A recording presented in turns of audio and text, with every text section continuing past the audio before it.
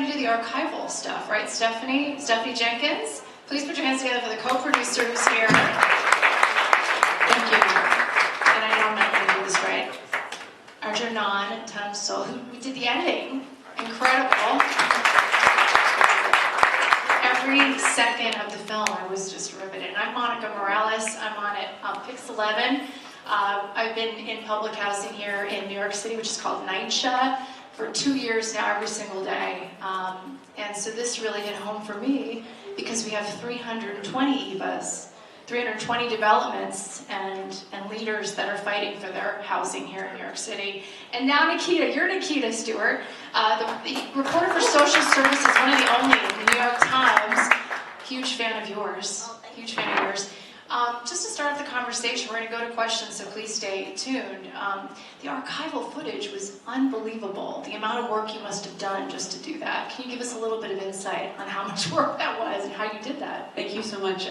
This is a big day. Thank you all so much for being here to see this film. This is the first public screening of it. I haven't watched it in a long time, and to watch it with an audience, especially one that's so attentive, is really an honor. So thank you so much for putting this on, everybody here.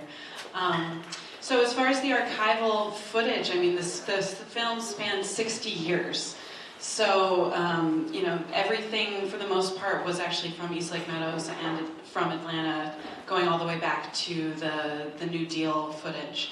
So what I did is I read through about 60 years of local news in Atlanta and found any incident that the news would have covered East Lake Meadows, which was usually just, you know, I went through these handwritten shot logs at the University of Georgia, looking through days and days and days of local news, and usually all the shot logs would say would be murder, rape, you know, these terrible things, and then, you know, that's when the news crews would show up, and that's how people came to understand their own communities. That's how people in the rest of Atlanta understood these communities, was through these horrific events.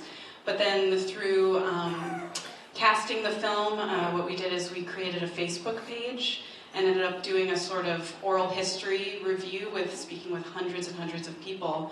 And through that, we found all of these characters, and then we also found some folks with home movies, some folks with pictures, and who, when they lived there, they documented their community. So I was really happy to work with, you know, amateur filmmakers down there who had kept their VHS tapes for all these years because they missed their community, they loved their community. And when you're doing archival work, it definitely involved a lot of going to people's storage units and digitizing old photos and sitting with them, holding their hands as they, you know, cry as they look at pictures of their grandmothers they haven't seen in a long time, you know.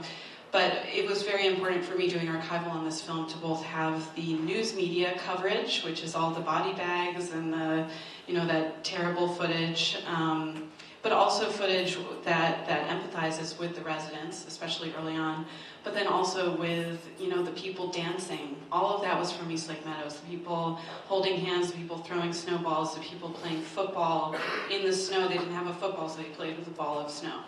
You know, so everything like that. So thank you. That really came to life through those folks having saved their own memories and then being so generous to make them available to us. Amazing, because when I was watching it, I was thinking this could have been shot yesterday in New York City in public housing. And I also get my stories from Facebook. Isn't that amazing that and a lot of people say, oh, how do you do pre-screening of the people that you do story? I don't.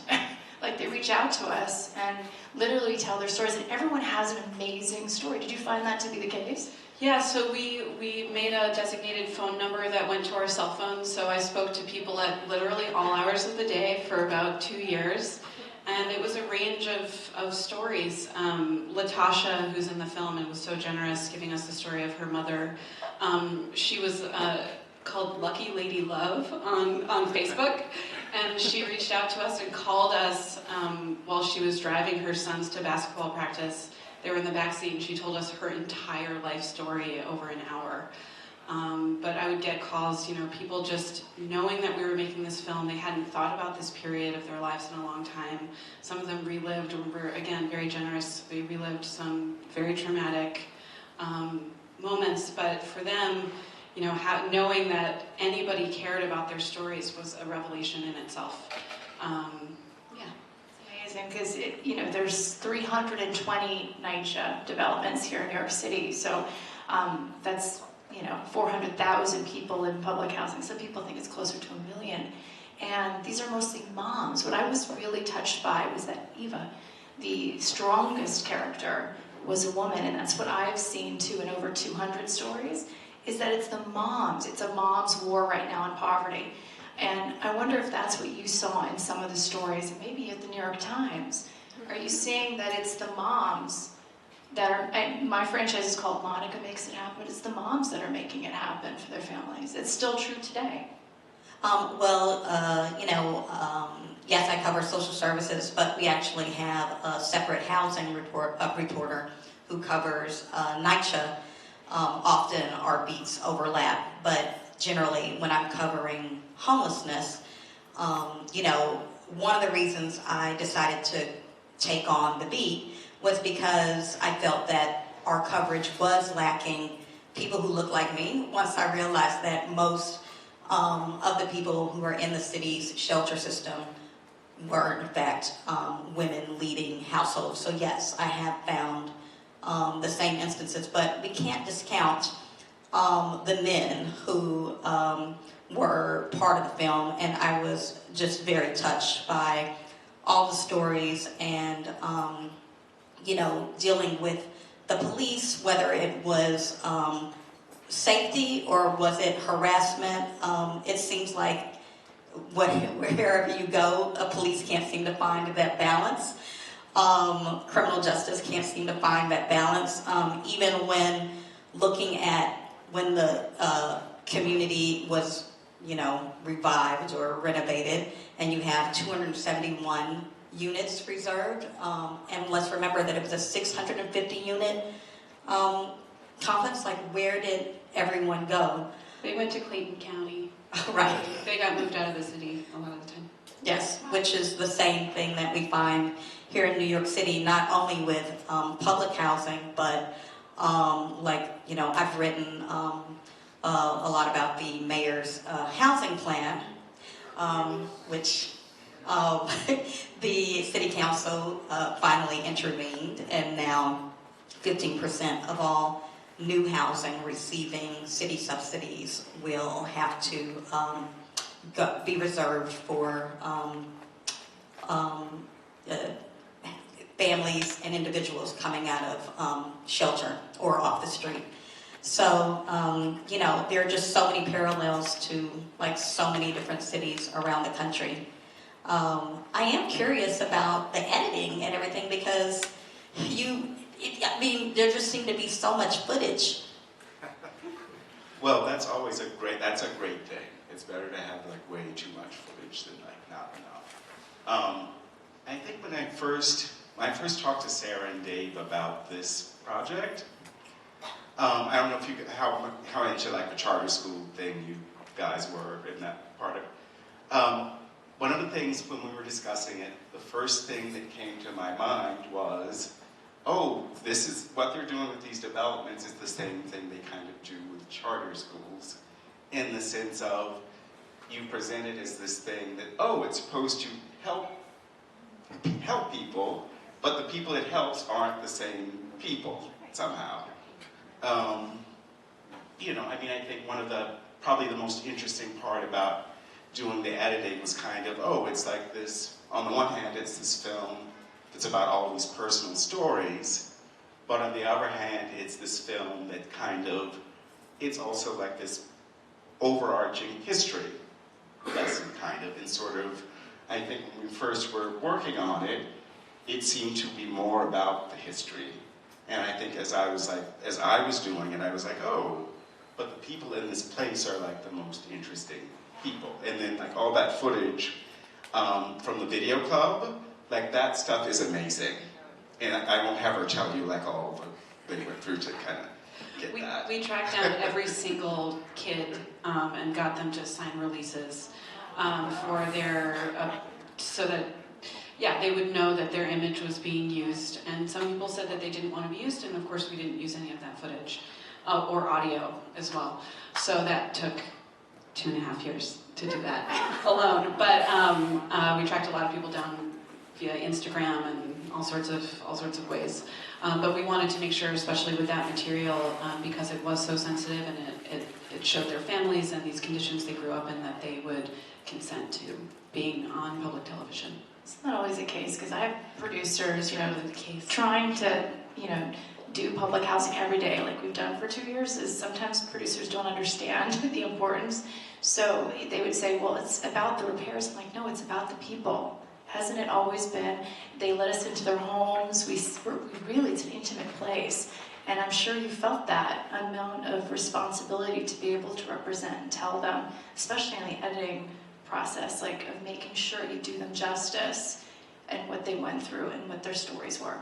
I think so central to this film, and this came to light for me watching it all with you here, is a question of deserving.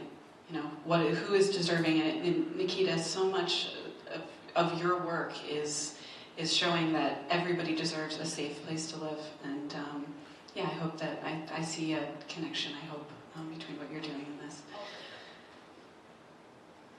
So why is it happening, I guess, is the question. We're watching this, we know history repeats itself, and here we are in New York City, and a lot of us are New Yorkers. Why is this happening again? Well, as a contributor to the New York Times 1619 project, we have to go way back. Obviously the film touched on racism, and as long as public housing was benefiting white families who were being lifted into the middle class, there was a political will to make sure that public housing was good, and that you would have a way out. But once the population turned to just black and brown people, you do not see the same political will. And, it says something, obviously, about our society, our politics. We're certainly not going to solve 400 and almost 1 years. And even further back than that, we know that 1619 was certainly not the very beginning. And so we have a long way to go. All I can say is that maybe you can be like Ms. Eva Davis and tell politicians that you have the votes. So, yeah. I watched especially NYCHA, with the governor wanting to tour with us, and then the president inviting us to the White House, and our tenant president, that it is becoming. Why do you think that politicians are starting to take notice and understand that housing is critical to equality, not just in neighborhoods, but also for the future of cities in general? You saw what it did to Atlanta. Now here we are in other cities across the country, and now we have an election coming up. I hate to get political, but now we have a mayor, and I have personally confronted the mayor about a dozen times about public housing. And I say confronting because sometimes you have to get in their face and let them know it's something important to the people. Did you sense that there was... Going back and just thinking about East Lake Meadows in that way, how we build cities is, it's so many layers. It's education, it's real estate, it's highways, it's so many things, and these, what am I trying to say? Space is inherently political. So, and as more people are moving into cities and as gentrification increases, there are fewer affordable housing units. I can speak more to Atlanta with this. Are you guys familiar with what the Beltline is? The Beltline is it used to be a train track that went all the way around Atlanta. The first name of Atlanta was Terminus because it was the seat of a lot of train traffic. And basically along the Beltline, there's a lot of development going in. It's sort of like our High Line here. They took what used to be a raised track and they're making it a bike lane that goes all the way around the city. And a lot of the Section 8 housing that was remaining within Atlanta was around the Beltline and is now no longer available for people to live in Section 8. And so that was a place where a lot of affordable housing advocates in Atlanta in more recent years have felt like they've lost out because there's no more affordable housing within the city. So the ripple of, this neighborhood happening, this is in way East Atlanta. What I'm talking about is more in West Atlanta, which is a traditionally black neighborhood where a lot of the HBCUs are there. This wave of gentrification continues to ripple out for a lot of different kinds of reasons.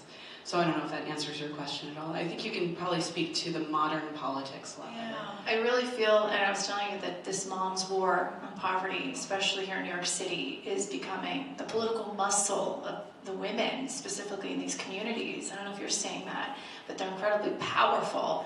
And I think people are taking notice. And there's so many generations of pain in these buildings.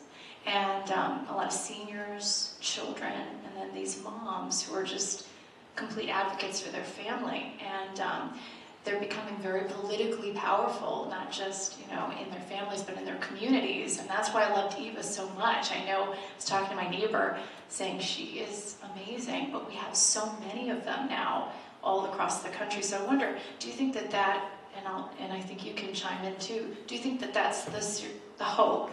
Because there's hope always in change. And I think there's so many policymakers here.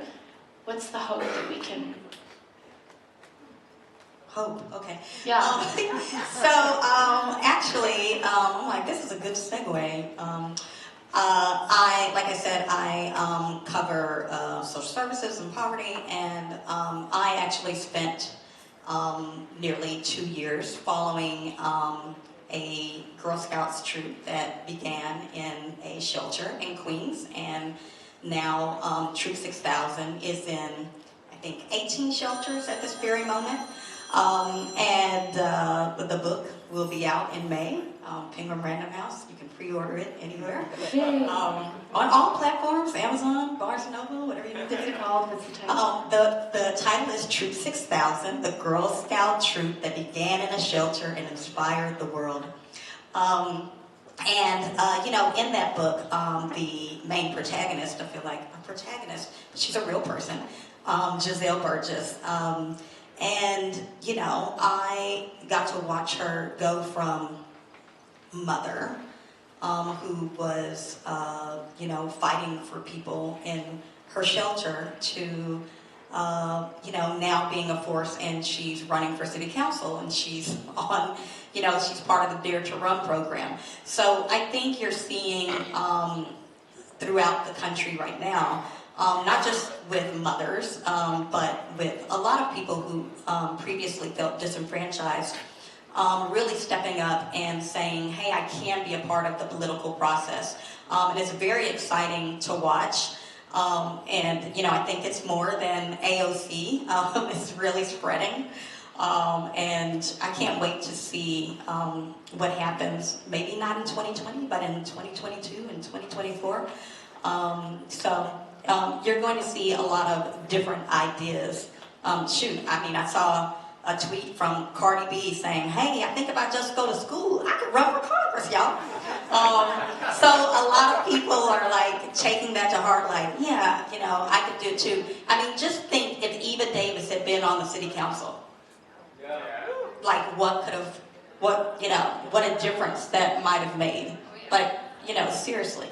So, yeah. A lot of city council seats open coming up, right? So 10 presidents are starting their own, political party called Occupy NYCHA, and they're all women that want to run for city council. So we're seeing all of this happen. Is that the hope? Is it becoming politically a force to reckon with? And then, I guess, pushing that agenda where housing is number one and publicly funding public housing, continuing it, or what's the solution here now after all your research and archival stuff? Solutions. I don't know. What we're trying to show here in this film, and the hope that we tried to show at the end of the film was this community continues to be intentional despite every year. These people get back together and unite and relive old times. They all have t-shirts. I ate so much fried catfish that day. I felt sick, but also delighted.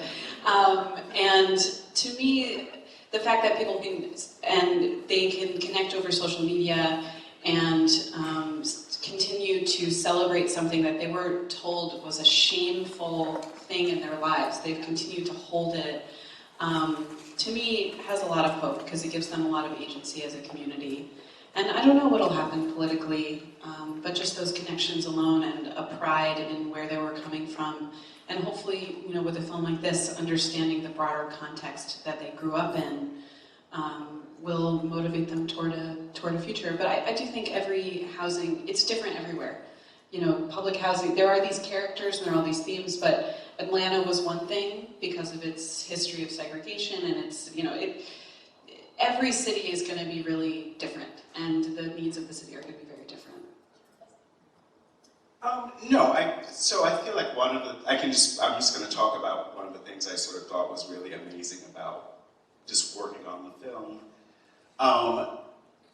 Just that people think of it as their community. It's their home. I mean, I feel like you sort of don't think about like people who live in a housing project thinking of their space in that way. Like I feel like, the East Lake Day at the end, I feel like that kind of represents that, and Elgin sort of talking about like, yes, even though there are these awful things that happen in that place, it's also this place where I have friends, where I learn music. Like it almost seems like it shouldn't be this thing that's remarkable, but I feel like because it's never talked about that way, like it's remarkable when you hear it. And I feel like the hope is, I guess just kind of having that as a story, just kind of telling that as a story. I don't know, I'm sure there are other films out there, because like you've researched some of them. But yeah, I feel like that's the thing. And the thing that was amazing about Eva Davis was I also think you don't think people who live in public housing have agency. Like I didn't know that there were tenant associations who had presidents, and one of the things I learned from the film that all the places that were mentioned, like was it Perry Homes, Tech, like each one of them had like a tenant association president, and I think they were all women, if I'm not mistaken. So yeah, I feel like that's a thing. I think it's the most important story right now in New York City. I'm kind of tunnel vision by myself, but having done, it's a privilege to be able to tell the stories and to have that kind of trust. Do you find that to be the case? Because for me, it was building trust that I was going to tell the truth. Because for so many years, the truth hasn't been told, right? And I know you've been doing a lot of research telling the truth. So it's hard. A lot of people want to suppress the truth. Building the trust with people I write about, that's the biggest thing. Luckily, I have the flexibility and the support from the New York Times to spend a lot of time with people, because I can't just go in and one day be like, tell me your life story. So I spend a lot of time with people. I had a story last year about immigrants living in basements in Queens, and that took a lot of time to build that trust. Here I am, especially with the men, asking them, hey, can I hang out with you in your basement at 10 o'clock at night? It's like, are you going to be here like all night? Kind of. I'm like, okay, you can leave now.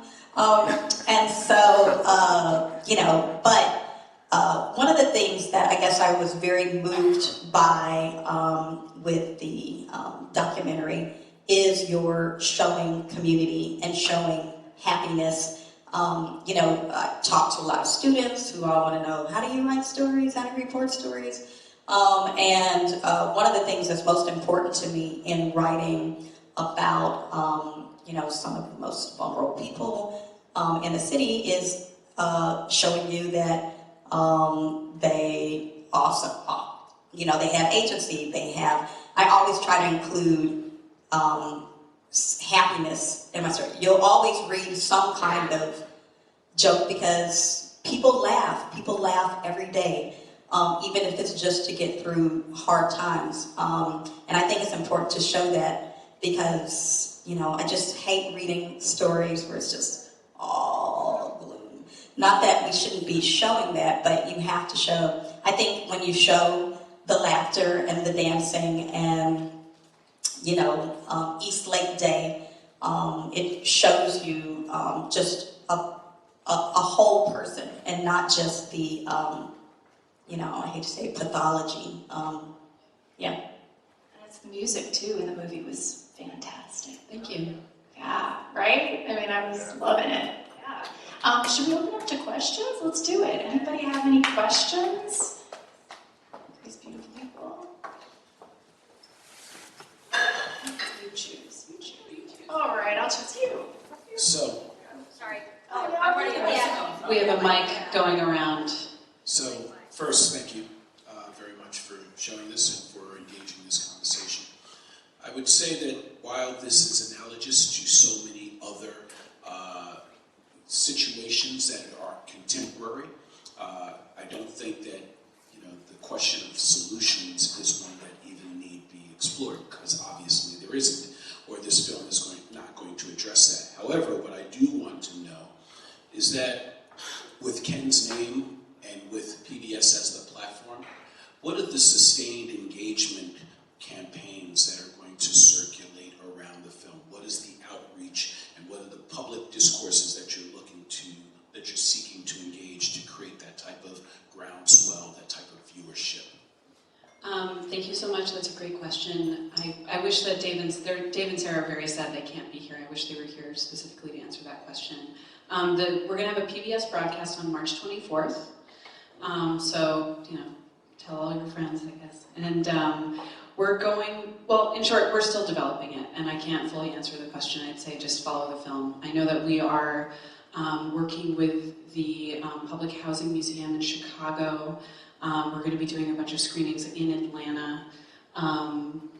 Yeah. Yeah, because sorry. I can partially answer that question. With every PBS project, I'm the PR guy, so I apologize. With every PBS project, especially ones that Ken touches, we travel all throughout the country. We'll do all kinds of screenings. This is our first. We'll do many.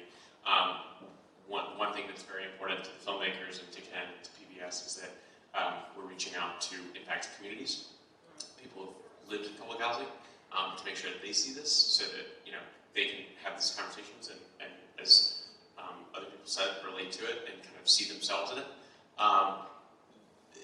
PBS also creates education curriculum for almost every single project that they do. So there will be post-release. There will be a number of different curricula that will be developed mostly by a teacher network and approved by by PBS and the filmmakers that can help kind of take the lessons in the film into the classroom. Right. And this is not National Parks or Brooklyn Bridge. This is an entirely different film. totally. And the conversation and the discourse that needs to come out of this needs to be one of empowerment and needs to be a sustained engagement. Yeah. Agreed. He said that the engagement around this film needs to be different than National Parks or Brooklyn Bridge. And we completely agree. The same team that made this, we made the Central Park 5, we made a film about Jackie Robinson. We're currently doing a film about Muhammad Ali. And I think it, you know, with some of the inroads we made with the Central Park 5 film, I think it'll have, you know, we've done this and we're sensitive and we're hearing what you're saying to that. And we know it's not a film about national parks. It's a film about a very different federal program. So yeah, so we are excited and being thoughtful about getting it out there to the right people.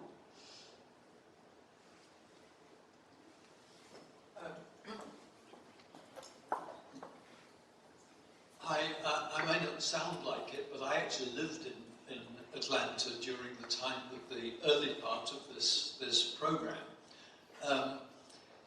You know, the key takeaway for me is that this is not about public housing, it's about people. And I am actually mad as hell because the people who are at the lower level of the American working folk have had flatline income for 40 years. Meanwhile, the folks who've been at the top of America have seen 500%, 5,000% increases. And, you know, the sad thing about that whole film is poverty. Incredible poverty in the richest place on the planet. It is obscene. And I'd love you to change the name, not to public housing, but to, you know, the people crisis at the bottom of the pyramid, if you will. I love the film. Thank you very much. Thank you for saying that. The amount of time that we heard about, thank you so much. In making the film, we heard a lot about hunger, which is completely unacceptable in our country.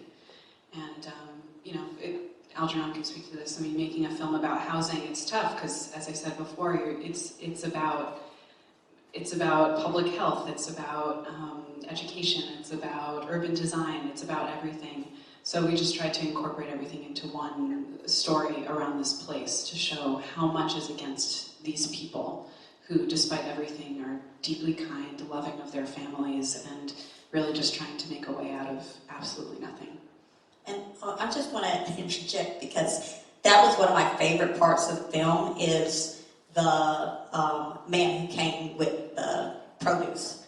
Because, you Mr. know, Benny. yeah, we talk about food deserts, and this is like he was feeling a need when we didn't even know what food deserts were. So I loved that part. And then I was like, oh, it's animation. What did he really look like? But I can't tell you how many. Even in about 25 years, I'm going to find a picture of Mr. Benny, because that's how this job works. We'll open up the film. I'll email it to you when I find it. We really tried to find a picture of Mr. Benny and spoke to a lot of people and couldn't do it, but there you go. Apparently that's what he looked like. We asked a lot of people. Any questions? I'm just curious, why Atlanta and why East Lake Meadows? Again, I'm sorry, Dave and Sarah aren't here to answer that exact question. Certainly Atlanta was the first, as you learned, the first city to have public housing and the first place to tear it all down. So I think it's amazing, and at one point had the highest per capita of public housing. So I think it's a really good place to see this, you know, from 1934 to all the demolition starting in 1995 arc that really is reflective of all of these national trends of redlining, you know, the New Deal, redlining, all of this stuff. So that's why Atlanta, I think with East Lake Meadows, that with the redevelopment that it had, with a strong character like Eva Davis, I know by the time that I came onto the film, I was just so engaged knowing that there were all these stories and we had an opportunity to tell all these stories, and that's what I got to focus on as a producer. Any other questions? Hi, I just wanted to say thank you for doing this film, and I just think that, like someone else said before, excuse me, with Algernon, that people don't focus on how much fun people have in the hood, basically. You know what I mean? We do have fun. What it is about 10 to 20% of the population of men particularly that cause a lot of the violence and the problems.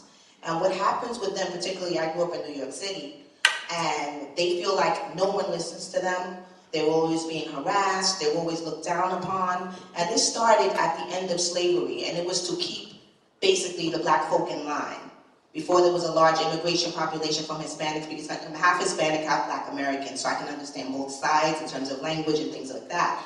So it started when the former slave masters said, hey, we gotta keep these people in line. So what we're gonna do is start a jail system. We're gonna start a prison system to make money and to keep these people in line and keep our economy going. I think a great reference would be the movie Harriet, because it shows when they started losing power, what they began to do. Change laws, jump in, make people stay in certain states and stuff like that. So it has to do with basically young men feeling disenfranchised.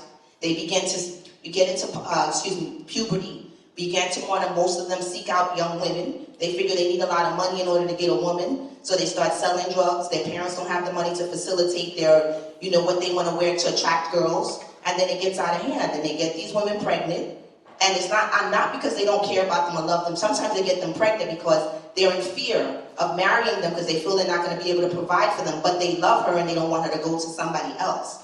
So that's the reason why. It's a whole bunch of psychological and economic problems that are happening, but thank you again. I'm not going to take up too much of your time, and hopefully we get to like 7th and 8th graders and have them start thinking about career and a skill like gaming and STEM and things like that, so that they get into a point where they are in puberty and they are looking for a mate, that they're not going around committing crime. And get into the parents, because if your son comes home with a new pair of Michael Jordan sneakers and you didn't buy them for him, ask him where he got them from. Oh, this one's mom, I need to call her. Because you can't accept things without, when I was growing up, I grew up in the 80s and 90s, if you got something, even a piece of candy, I got smacked for. You can't take things that your parents don't allow you to take. So hopefully we get some of these problems resolved. Thank you. Okay. Thank you.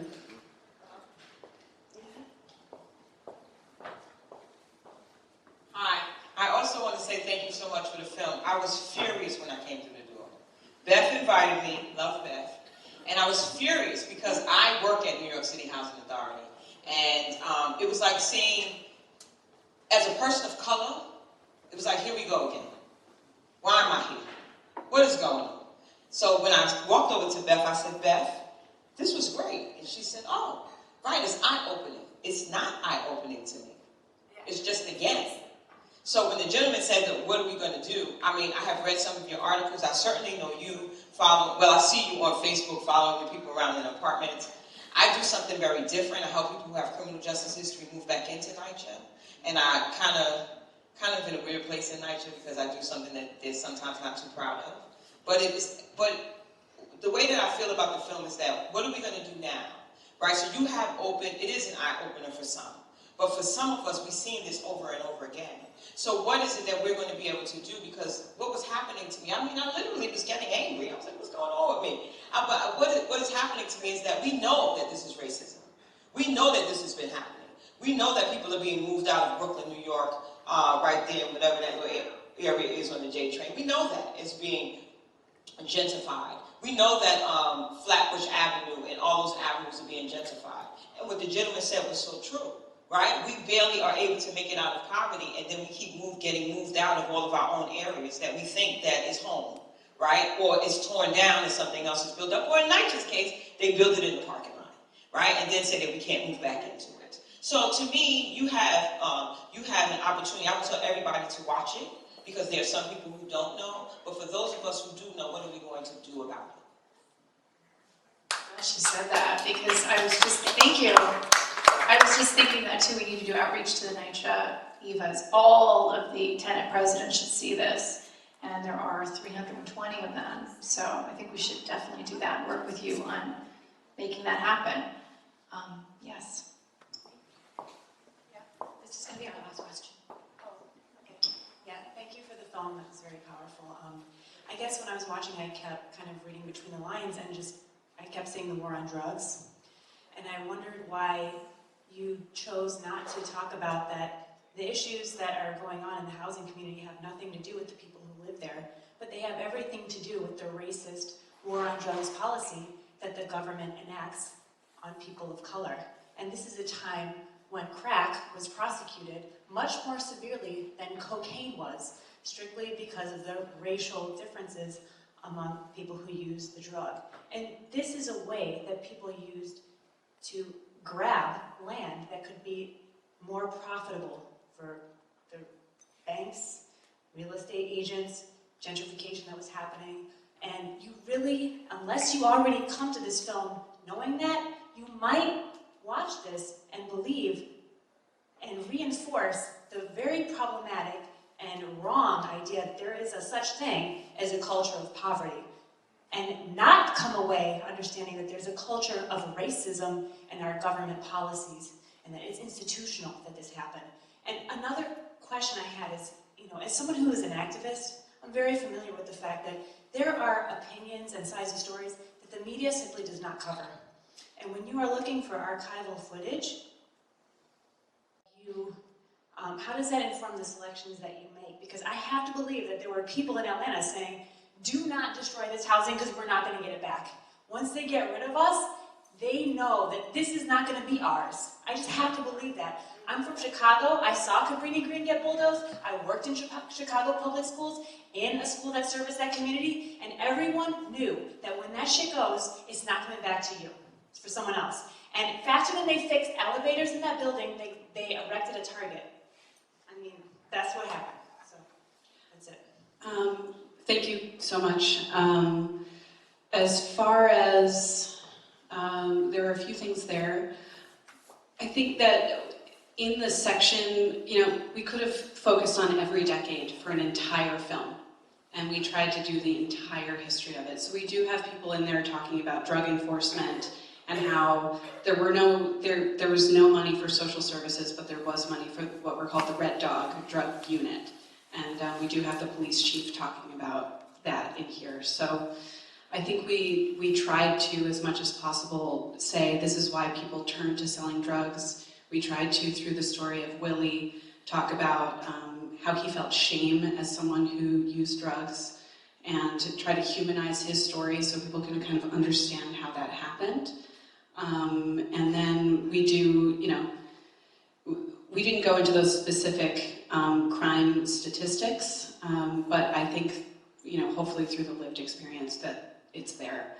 And as far as a lot of the actual, in Atlanta, a lot of the actual protests to all the public housing coming down was happening around the Olympics, which was actually not related at all. This happened slightly before the Olympics were coming to Atlanta. So, yes, I did. There is that footage out there, and it just, because it was slightly off, you can't make everything into a film. We weren't making an 8-hour film. Unfortunately, we weren't able to get that in. And I hope that you did see, we hear from Asila of the people that did object to this being changed. And we did hear from residents of Techwood that are resigned to it happening, so. Beth, just one last question we have up front, if we could. Yeah. Thank you much.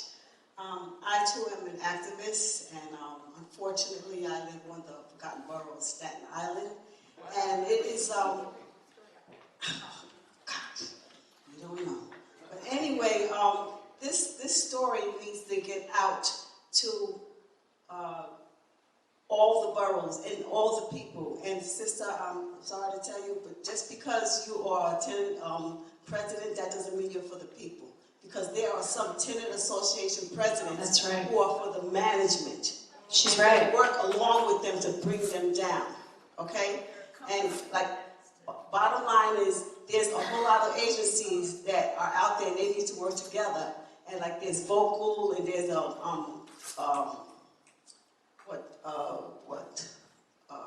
the homeless, what is it?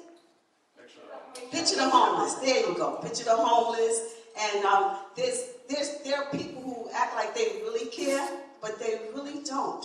And what you're saying, this is really, it's still happening. They are forcing people to take Section 8 right now and move out. And as far as, I call them the Blasi-ass, okay? Because bottom line is, yes, ain't no shame in my game, okay? As far as he's concerned, you know what, way before he became mayor, he was saying that he's going to try to help out public assistance. I'm not public assistance, public housing, right? And he didn't, because way before that, we were working on trying to have them stop privatizing it. And as soon as he gets in, he used his lockhead daughter and his Afrohead son to get the black and Latino vote, and it worked. But I didn't fall for it, because when he was the public advocate, he sucked, okay? But the bottom line is, now he's making it worse, because he is already starting to privatize public housing. He wants to put up luxury buildings, 80% luxury and 20% affordable housing. And affordable to him is $46,000 a year on up, okay? And the other brother who's trying to run for president, he's up too. I call him Bloom Butt. But the bottom line is, you know what? He screwed up as the mayor because he took the ceiling off of public housing, okay? Back in the days, you could afford to buy a little bit of putt-putt or something like that, you know, save up money so you could move out and get a house maybe. If they allow you to move in certain neighborhoods, which still exist, right? But, you know, he doesn't talk about that, okay? And the more you make, the more they take. So if you're working and then you're making money and stuff, then your child starts working, and then they take that money, and then you can never catch up, you can never get out, you can never move out. And NYCHA itself puts people in certain areas. Like they'll put, now, you know, good and well, everybody who's Chinese didn't want to just move all together. So they put all the Chinese together. I call you vanilla, okay? All vanilla people together, right? All the black and Latino together. And then that's what they did. But now there was a lawsuit many years ago, which really doesn't make a difference because they're still doing it. So it needs to get out to people who can make a difference for, people who live in public housing, and not just the tenant association presidents, okay? It needs to get out to all these different organizations, and it needs to be put out on blast, like the New York Times, okay? And the main media, because the main media, I mean, you're really lacking, okay? Okay, peace. Thank you, that was great. Thank you, everybody. Thank you. Thank you so much to Beth and the organizer for putting this on. Really appreciate it.